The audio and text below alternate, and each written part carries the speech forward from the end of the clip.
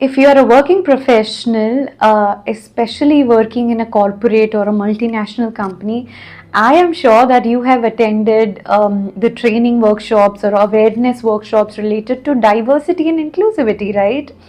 There are so many policies that are being made, created in terms of diversity and inclusivity. The purpose behind it is equality, treating each and every employee, each and every human being as human first, and then checking about or talking, having a conversation about, oh, where you belong, can I learn your language.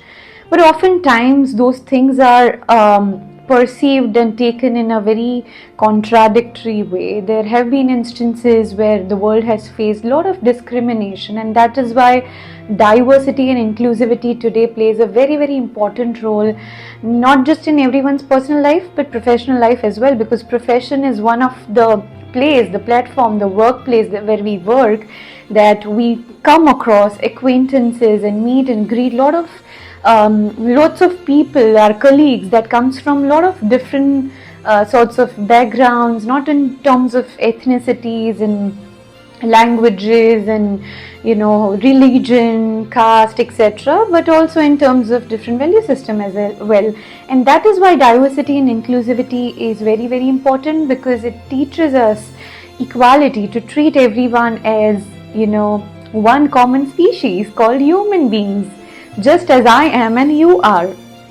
But on the contrary, I have seen in this efforts of eradicating this inequality and discrimination among humans at times, as a part of diversity and inclusivity survey, right from when we apply for a job, there are certain questions that have been asked, like what gender do you belong to, what ethnicity you belong to, what continent or country you belong to. Also things like in India, I live in India, so there are also questions asked as a part of survey, or I don't know the purpose behind it. Is it data gathering or whatsoever it is? They also ask things like, in many companies, as a part of due diligence, code of conduct, even by stakeholders, that how many employees are there in your organization who belong to scheduled caste or scheduled tribe, and those sort of things.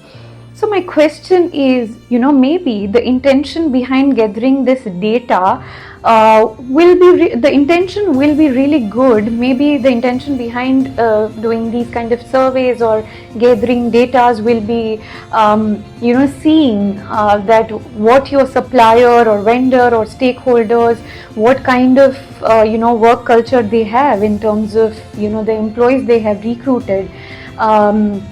Are they treating everyone equally or not? Maybe perhaps that might be the first most intention of the stakeholders, that they are asking for such kind of data or survey as a part of their due diligence or code of conduct.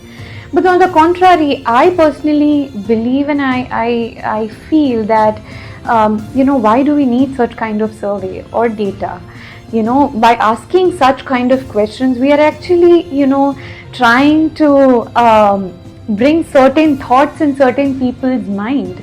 There might be lots of companies who would have never bothered to see that what person, what kind of background this person has, but always have recruited certain employees or all employees on the basis of their merit itself and experience and qualification. What that person is, not who that person is from or belongs to, their background or whatsoever. But by asking such questions, we are actually raising a thought in people's mind that, oh, I belong to this community or this and that. So even as a part of survey or data, or even with a good intention, why to ask such kind of questions, right?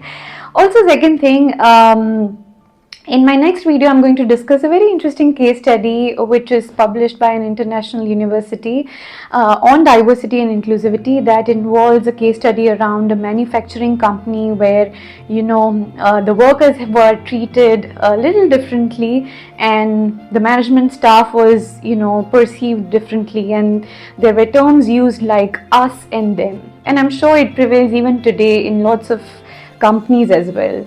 So stay tuned for the next video to discuss the case study.